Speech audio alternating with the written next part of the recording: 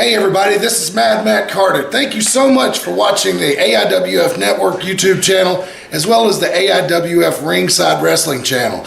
If you like what you see, please do us a big favor. Hit that like button, hit subscribe, and ring that bell to get notifications every time we post new videos on both our channels. It means a lot to us, and thanks a lot for watching once again.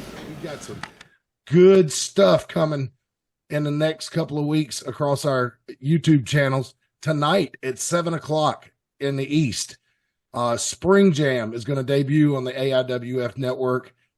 Tomorrow morning on the AIWF Ringside Wrestling channel, we're going to have the World Tag Team title matchup from the anniversary show that's going to air. And Brian, you'll remember that. Reagan too, from the anniversary show. That was a spectacular match with a wild ending.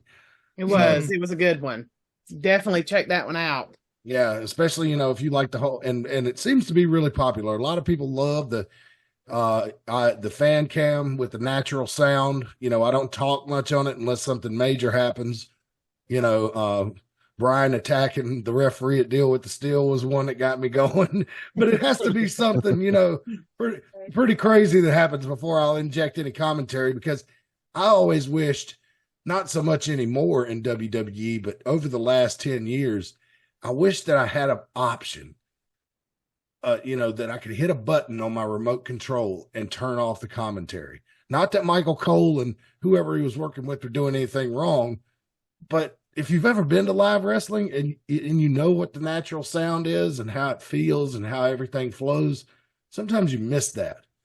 And it's kind of fun.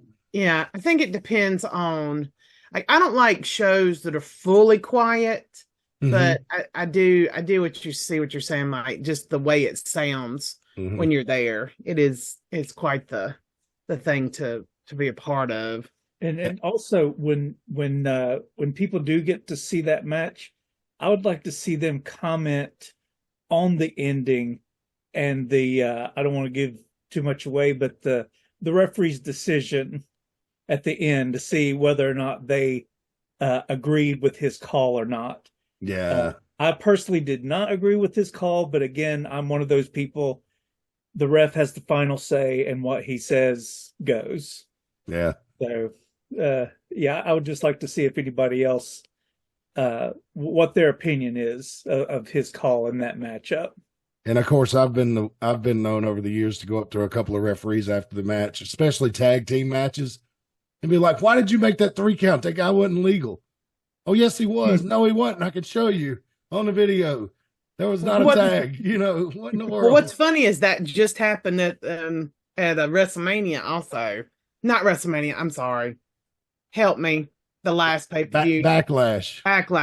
Yeah. Backlash. I had a hard week this week with my brain. So yeah, Bobby and I have had discussions before about whether or not there should be 2 referees. But the thing is, every time, well, not every time, but almost every time I see a match that does have 2 referees, you end up having a conflict with the 2 referees. That's why I am of the opinion that even though one referee isn't going to see everything, you have one person who has one final say. So that's why I like the format of 1 referee. I think having 2 just muddles things up. It does. You know, we had at the anniversary show, I don't think y'all were coming at the time, but this has been several years ago, right after we went back to the park from the Armory. We had a battle royal, and there were 4 referees out there, one on each side of the ring. And they somehow missed that Rob McBride tossing a guy over the top rope. 4 referees. And the guy came back in the ring and ended up throwing Rob over the top rope, and they declared him the winner.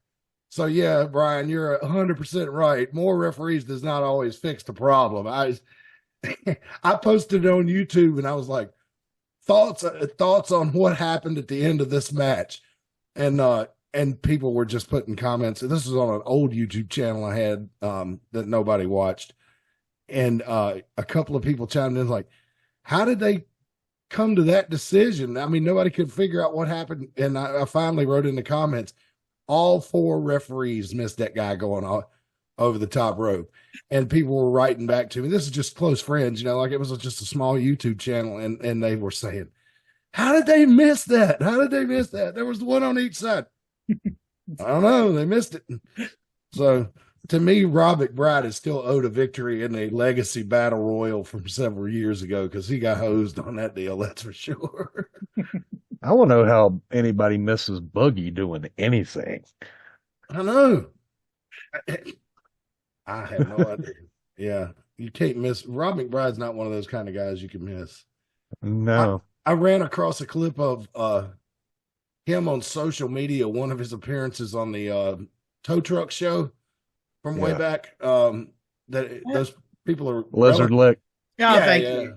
They were big around the wrestling business there for a while. People were having them like at every show. Yeah. Is it the one where he chops the window?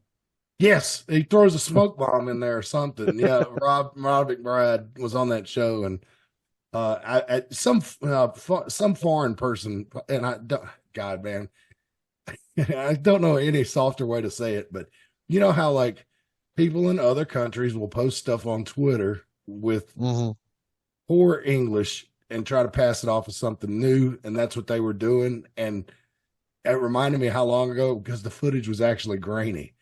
And so I'm like, now they shot Lizard Lick in HD. So what has happened to this show is it's moved around the world in syndication, and probably not legally, that this show looks like this. But sure enough, Robert Bride was on there. Some guy from Mumbai had posted on Twitter, and I was like, wow, Rob's in the big time now. He's made it to India.